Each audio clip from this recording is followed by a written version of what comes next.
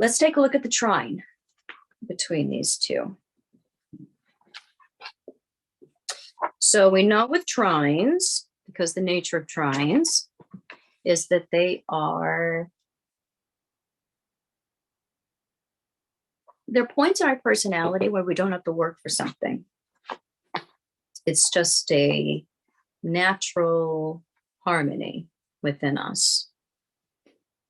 And we don't think much about trines because it's just like a reflex.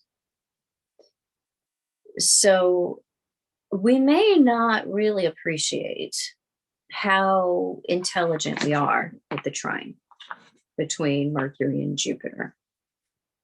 We may not realize that this doesn't come easy for everybody, this learning of stuff. And education, higher education in particular, can be a breeze, and we can handle it very well. Our arguments are very good. Our learning process is very good. We will look at the dimensions of something. We are willing to ask questions. We are willing to look outside of our comfort zone. We don't really have a lot of inflexible beliefs with the trine to begin with. We may even see having beliefs at all as a hindrance to living a sensible life. The biquintile as well, the novile, tend to be very similar to the trine.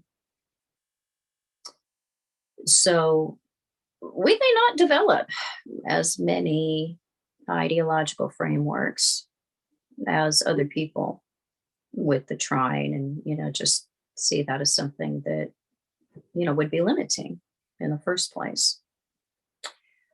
We're not very argumentative for that reason with the trine. With the sextile, we're much more argumentative, and successfully so. With the trine, because we don't really have a lot of set ideals or ideas, we're not really going to pipe up and fight for a lot, but we will sit back and listen to what other people are saying and just kind of look at that and sometimes laugh or take that into account. And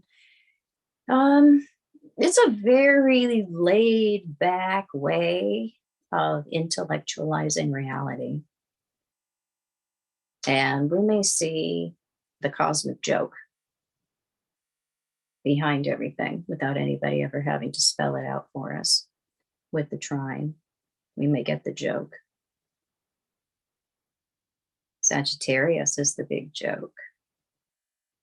It's the story that we weave about things. And Jupiter is how we apply that to our life. It's the novel that we build around, slipping on a banana peel and somebody having a reaction to that. We build a novel around that, rather than just experiencing something as what it is and not filling in the gaps.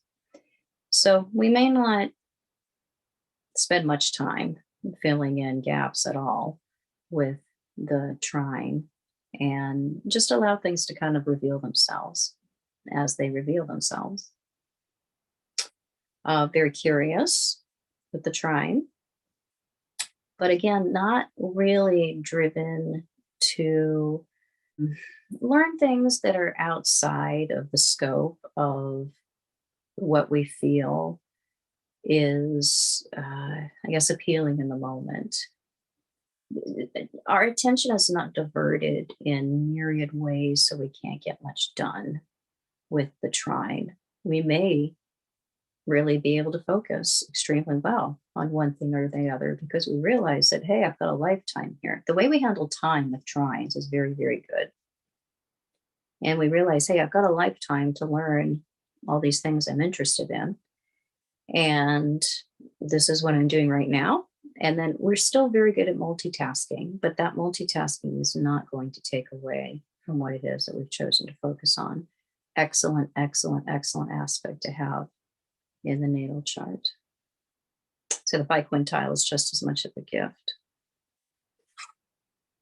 We don't tend to suffer from as many nervous or psychological problems as we can with other aspects. We really approach solutions and the facts with simplicity, and that's reflected in our constitution, our personal health constitution. So there really isn't the nervousness. Now, with the square between Mercury and Jupiter, the in conjunction, the opposition, there is a nervousness that can go on there, a tension that can burn out the nervous system. So with the trine, we're very laid back when it comes to having our ideas upended and developing a new attitude or a new way of seeing things or believing something. So you're just really not afraid of what we might encounter along our intellectual journey. And with the trine, you know, a lot of people, they think that they want the truth. But if you really, really ask for the truth, if you really, really ask for it, it's probably going to show up for you.